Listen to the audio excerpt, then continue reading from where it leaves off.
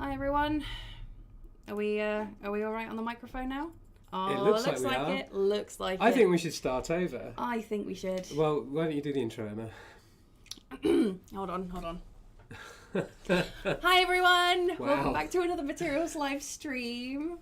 Materials Tech Talk. I'm Emma. I'm Dominic from Smoke Mirrors. And today we're going to be talking about living hinges. We are indeed, and I have one right here, which you already saw me waggling around in the silent version of this live stream. We're getting the thumbs up. You can hear us apparently. Yeah. Apologies. And we had a really good joke about nice flex, but I don't remember how that went. No, you did that and you said, oh, it's a flex, and I went, oh, weird flex, but okay. It's And it is a weird flex because a living hinge is capable of putting a flexible area into what would otherwise seem like a solid flat piece of material. It's making the inflexible flexible. And I think this. I'm looking at this now, and I've been working with laser cutters since 2010, I think. Mm-hmm. And I look at this now, and I'm still a bit like, well, that's actually really cool. Yeah. Whereas I can be a little bit sort of, I can find laser cut things from time to time a little familiar because I've been working with them so long. Mm-hmm. But just being able to sit here and bend a piece of plywood in such a fluid way is pretty cool. It is, not going to lie. Can we get it under the absolutely thing so we can introduce it a bit more? Can. So, are you going to be weird as well? Oh my goodness! Oh, I love this. Well, I shall start to describe what we are having here. So, in just a moment, we're going to see the close-up cam, and on the close-up cam, we should see the hinge. Will just be a second. Mild technical difficulties. It appears to have been unplugged. But I'm showing this piece. Well, I'm not showing it. You're hearing me talking about it. Mm-hmm. I'm showing this piece of plywood in with the living hinge cut into it. But really, any laserable sheet material that has some flex to it, some pliability within itself is able to take or potentially take the hinge. Oh dear, that's not. Where's that? Hello everyone, I'm behind the computer. Yeah, Emma's just fiddling with wires so we can see this. It isn't as well plugged in as we thought. And our resident laser. Should we go back to main cam whilst? Yeah. So I can show these whilst you have a fiddle with the wires. Yeah, let me There it is! Okay, Hooray! so, perfect timing. Look at us go! So what we have here is the living hinge, and I'm going to bring that into focus, and as what you can see is a series of parallel cuts in this case. And this is the straight hinge, and we'll talk about where you can find these files shortly. And if I take it edge on, you get the understanding of what it's capable of doing. And I'm putting quite a radius on that.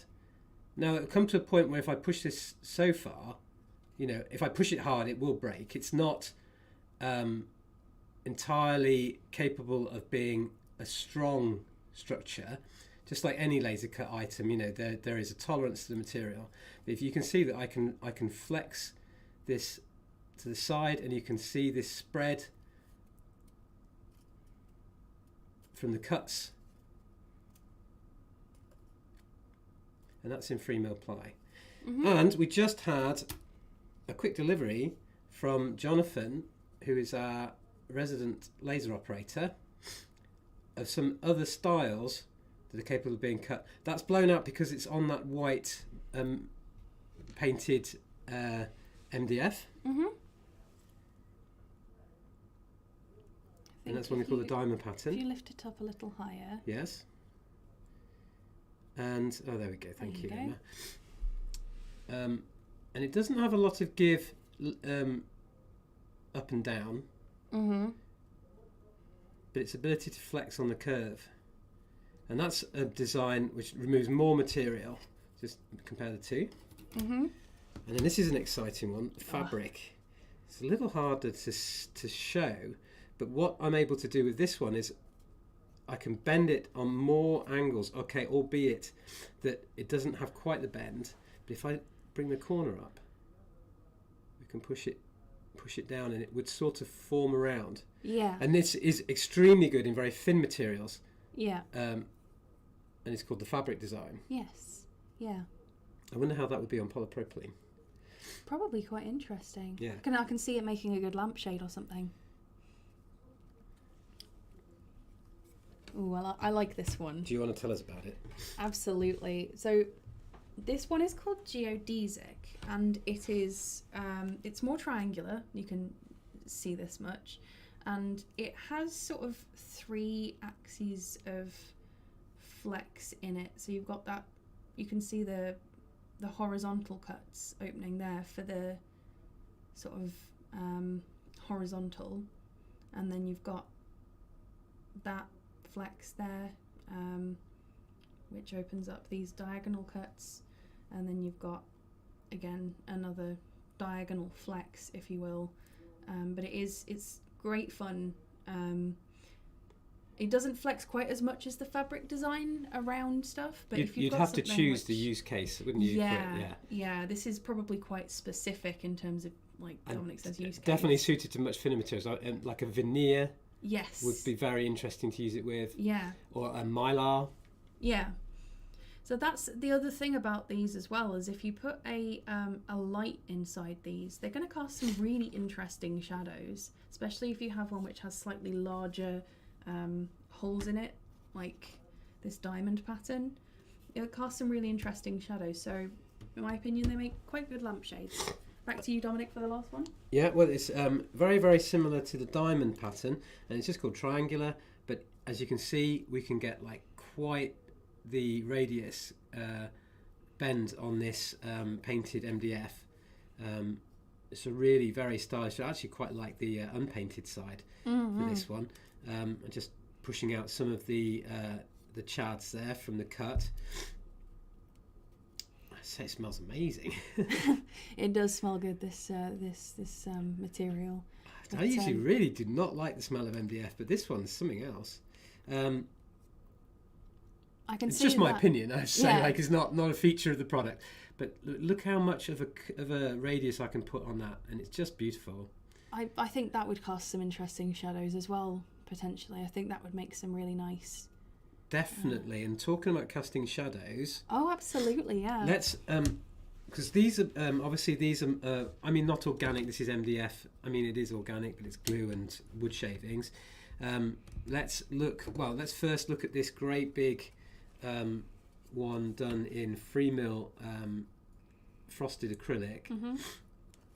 And you can see, look, I'm pulling that apart, and obviously if I was to be a bit more heavy-handed with it, that's going to come to pieces, because we've got very small joins at the end of each cut. Yeah.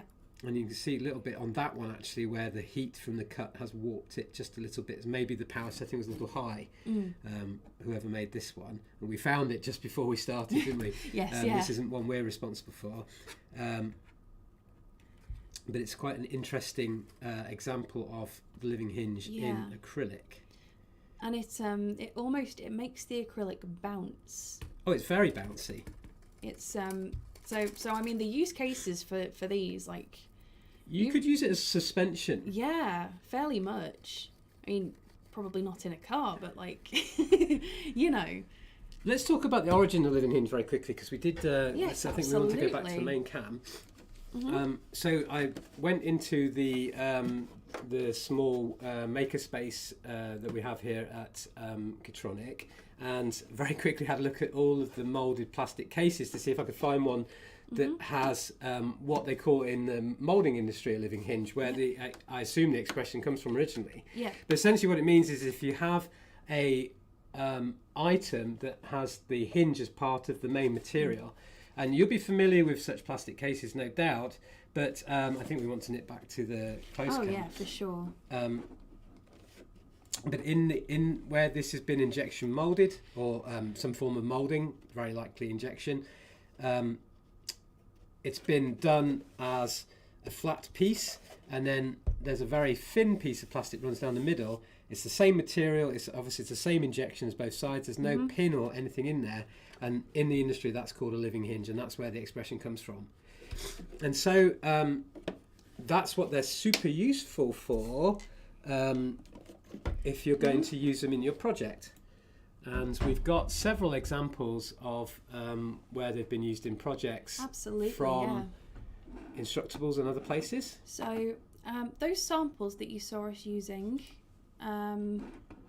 they came from Obrary. It stands for Open Library. Open Library, Obrary, yes. And these are great. Obrary is great because it's sort of an open source, free designs. So for anyone trying to get into laser cutting, it's a really, really great resource. Any form of CNCing, like so routing and cutting and that sort of thing. It's Creative Commons too, isn't it? So yes, yeah. That means that you can use it within fair usage. So you need to check, like if you were downloading one of the designs from this website, just check what the Creative Commons license means in terms of you using it commercially. But these hinge designs, you can take those and then just reproduce them from the examples you can download for free. Absolutely, and as you can see, they have more examples than we've only done 4 samples, but we have. We'll go into why in a bit, won't we? Yes, absolutely. Yeah. So bowling pin is an interesting design that again removes a lot of the material, so you could see light through it. Brackets is like diamond but has a slightly more organic shape. There's cross, which wouldn't show as much light through. Well, we keep mentioning light, and we were gonna show the lamps, and then I said, let's do this other thing. But let's show the lamps now. Yeah, absolutely. Sounds good. We've shown this rose lamp before, haven't we? Yeah. But what we haven't really talked about is that the curve, so round objects in laser cutting, I mean, we're talking about a machine that works well with flat planes. Yes. So you might have a radius curve in your cut, but having like a built-up object that has curves to it is a little more challenging. And one way to achieve that, living hinge. Yep. So what did you do on this one, Emma? So that was one of the fair use living hinges. I adapted it to be only 3 sections tall, and then cut it into some of our black value acrylic, 3mm thick, so it bends pretty well. And I used that as a light casting device, as you will. So you can see sort of in there, I've also curved in some green polypropylene, which actually colours the light before it comes out. So you've got the rose on top and then some green, like sort of hexagonal light. It's really clear to me because the light is coming through from our studio lights, but it doesn't really show in what I can see of our live stream. But it's in there. Yeah, I promise. I remember seeing it lit. We had to turn. I mean, it's no good in here. You're not going to see anything. But there's an example on the website, which I think Emma's going to pop up. Bring up the window capture for a second. I can show you. So there is. There's that design. So that top section there in the 3mm black perspex, that's your living hinge. Yeah. Knolled out on a flat lay there. Yeah.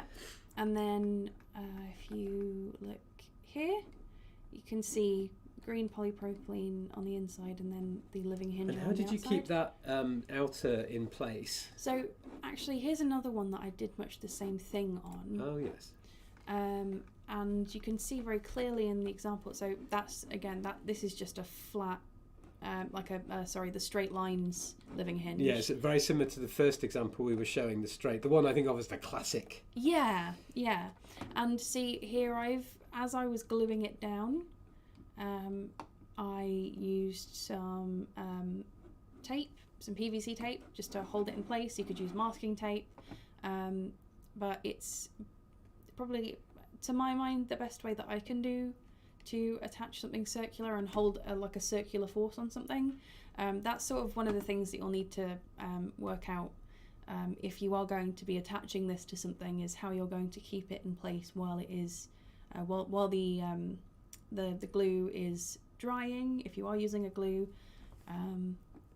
or you'll want to make adjustments to put like a slot in somewhere in your design that it can sit into. That's another good way you could do it. Can we show it? Absolutely, let me show that. Not really in focus, but that's fine. Do you want to put it on the yeah, I'll put it on the demo thing. cam? Let me just clear some of the other things out of the way. So there you go. Let's bring it just up into the light. Oh, it's very reflecty. Very, very reflective. It's Oh, a disco ball. It is, yeah, because of the different segments. It's sort of. Have you ever done it with mirror acrylic? I haven't, but you know what? That might be something that I go away and do now. Well, it reminds me of one of the projects that we were looking at on Instructables. The it wasn't a globe; it was a round lamp. Yes, absolutely. Let me bring that up, because it's. If I show you, there we go. Was a window globe. capture. It is a globe lamp, so they've used it here with this sort of wave pattern. They've got straight ones, straight pattern here inside the actual countries, but then here on the waves, they've then gone ahead and bent it into like segments, like orange slice, banana peel. We've called it all sorts, but that is an appealing looking object, and if that was in mirrored acrylic, we don't know it would work. No, but I do want to see if I could use like a more mosaic-y looking design to. Yes, you wouldn't need the globe parts. No. Oh, this is actually, let me show you that. So that one's by Dealstra Designs. Deals Trade Signs. Deals Trade Signs. Dealstra. We don't know how they say their username. No, not at all. I have no idea. But this one is by TM, and this is classic. This is what I think of as the classic use case for the living hinge. The notebook cover. Yeah. I do work with a guy called Jake, who is a designer, a maker, and he very early on, when we first got into laser cutting, did a design for a living hinge phone case, and I used to cut those years ago. They weren't very like phone cases need to be fairly durable, so you have to like pick your tasks. But at the same time, we were seeing notebook covers, and I think I've still got one that was made 12 years ago. Now I'm not using it every day, but it's still doing the job. Made from 3mm thick birch wood ply. Okay, that sounds really cool. I do like in this image, and it's a nice example of someone's the TM, the author of this Instructable, is using a hard drive magnet to hold his material flat, which if you have a honeycomb bed that's made of steel, you can use those. So it's a magnet from a hard disk drive. I assume they don't have them in the SSDs, but the more modern ones. But you could probably buy a bag of them on eBay for 10 quid or something. Yeah, most certainly. And I mean, for again, this one there's a full Instructables post, and then this here, this is enclosure. That username by Fassa XC. That's how I'm going to say that username. And this is like an electronics box. So I think it's a radio they've made there with it looks tuning like and volume knobs. It does look like a little radio. It's very cool. It reminds me of sort of like an army hut. Yeah, that's what I was thinking. Yeah, from like tabletop gaming or something like that. Yeah. And so the use cases for these, you can use them for all sorts. Keeping electronics in, you could literally just make a jewelry box or something. I have seen a handbag, and I don't think it was laser cut. I think it was hand tooled. It was done with a fret saw. It was old. It was older. Yeah. I remember seeing it. A lady had it at the an event in Coventry. It doesn't matter what it was. Yeah. And it had been fabric lined on the inside. Oh. So it had like a waterproof sheet behind, a flexible waterproof sheet behind the wood, and then a fabric on that, and then a clasp system on the top. It was very effective, like a barrel handbag. Wow. Yeah, That and you just sounds sort of really open cool. it right out. But the point is Yeah. there's a lot of things. Oh, there was that example of the chair. They called it Alex chair. Yes, by Alex on Obery. John on Obery. This is a free design. So if you want to make this, you know. This looks very likely it's been. It may have been laser cut, but it's very likely to have been done on a CNC router. The category that they show is CNC router. It looks to be a thicker, maybe 12 mil. Well, it's 1/2 inch birch, they're saying. So, it's 1/2 inch, whatever that is. Yeah. In new money. But I think this is a good demonstration of how sort of a wider gap or a much larger pattern Yes. can work for thicker materials. Although we haven't done many tests into thick versus thin materials. No, we don't sell a material this thick or No, have the equipment no. to cut it here, but it gives you an idea of the versatility. Yes. I think like Yeah. the main project takeaway for the living hinge is that it's going to be capable of following the contours of the item that Yeah. you're adding it to. Yeah. So whether that's like the fabric design, which has that multi-play thing where if you did it in a very thin material, you could probably lay it over a very organic surface. Yes. Yeah. Right down to something like this chair that we were just showing, which follows the curve of a normal chair frame. Absolutely. Pros and cons. Yes. Yeah. The pros we've pretty much explored. Yeah. It's able to follow contours and can be done in a range of materials. The cons, it is a lot of lines. So your design has a lot of data points in it, has a lot of node points in it. So when we were using, here at Kitronik, they're using a slightly older software called LaserCut 5.3, which lots of laser users will be familiar with. It was popular industry's laser cutting software for a long time. If you're using the function to unite lines, which adds individual noded parts into a single object on your design, I think it took us 20 minutes to do it. For a design that we had, and then we wanted to see how long it would take to cut, and that took another like 5 minutes or so to give us an estimate. Because there's just a lot, and then uploading the file to the laser cutter took a long time, and then your cut, if there's a lot of cuts there to be done, is going to take some time. Yes. So these are not fast files to work with. No, not at all. The other thing that I just mentioned is material thickness. There are probably some thinner, already flexible materials where it's probably not necessary. Right. So I was talking about polypropylene. Yeah. And that already flexes around things, but it would be a cool finish is more what I was thinking. I think in prop making or maybe costume design, it could be very, very cool. And the other con is I have seen more fires and lasers from Living Hinge work. Well, I shouldn't say more fires than anything else. That's not true. Fires and lasers are caused by people not watching the laser. You should always be in attendance with your laser cutter. But because you've got potentially material, and if you've got a very cheap birch ply or a very dirty laser cutter or something like that, or these cuts are very, very close together. And if you've got a cheaper laser cutter with no air assist, you could get combustion. You could get combustion, of course, on any material, any time a laser cutter, so you should always be in attendance. But the proximity of these cuts and the nature of the sorts of materials you might be using, I quite like waggling that, are to be considered. Yeah, absolutely. What materials do we have that we think are good for it?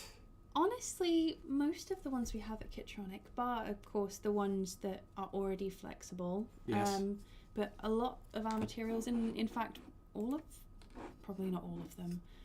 We were a little sceptical that thicker acrylics would be suitable. Not to put anyone off trying to do so, but we haven't attempted it. It just would seem inappropriate to me because of the lack of flexibility within that. I wouldn't want an item to shatter under pressure. But that said, acrylics do have a considerable amount of give. Okay, so not the grey craft foam. We don't, not that one. Absolutely not. But yeah, so. But your veneers. Yeah, veneers, acrylics, MDF, plywood. Pastel perspex. Oh yeah, I love those. Budget acrylic sheet. Yeah, so we've got and mirrored. Like we just said as well, that could make a really interesting project, I think. Yeah. Because of the light, the reflection. Well, we'll give it a go. Yeah. Maybe we'll do a project roundup later in the year and give it a go, like sort of loose ends sort of thing. Yeah. Poplar is great for it. Mm-hmm. But of course, poplar is not quite as structurally strong as birch face ply, or birch as we used to have, but don't now. So just be aware of that. Polypropylene, again, like Dominic says, good finish, probably not necessarily if you just want to bend it because it bends by itself. It's already a flexible material, as you can see. We've got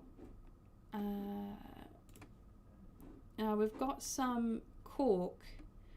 Again, could be good, but cork. It would be more a textured finish look, yeah. Because cork is super flexible already. Well, depending on the thickness, of course. Yeah. But it might make quite a good koozie, like a bottle koozie. Type thing. Yeah, you're right. Yeah, that would look lovely, and it would protect your hand as well if it, like the cork's not a heat conductor. Yes. Well, yes, it's a poor conductor of heat. Yes, Or for if you were making something that just needed to have some. So the use case I'm thinking of, and it's a bit of a stretch, is you wanted to make some high-end packaging and you wanted to protect your item, but you wanted that to be highly decorative. Yeah. Then I think a living hinge in cork on the inside, say of like a metal tin or something, would look really cool. I see. I know that would look lovely. Do you see where I'm going? Yes, I can see exactly. So leather, I think it would work well with. You're right. Yeah. And both veg tan and chrome finished leather. Although I prefer veg because naturalistic. The other one's not really. Real. Yeah.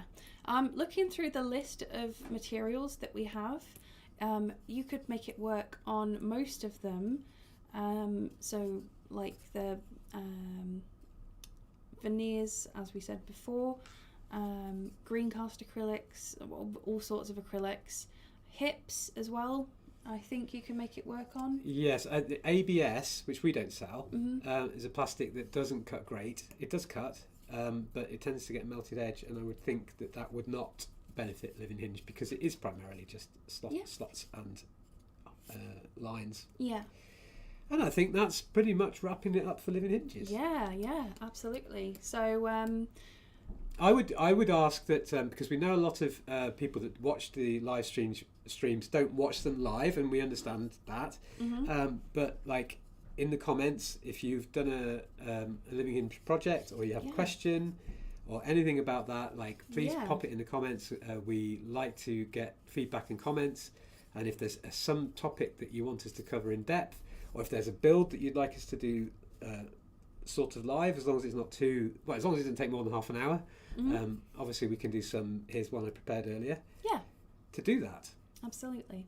All right. Sounds good. Perfect. So thank you for joining us, everyone. It was lovely to be here again. And we'll be back in early April. Yeah, absolutely. First Thursday of the month. So I hope you guys have a wonderful day, and we'll see you next time. Bye. Everyone.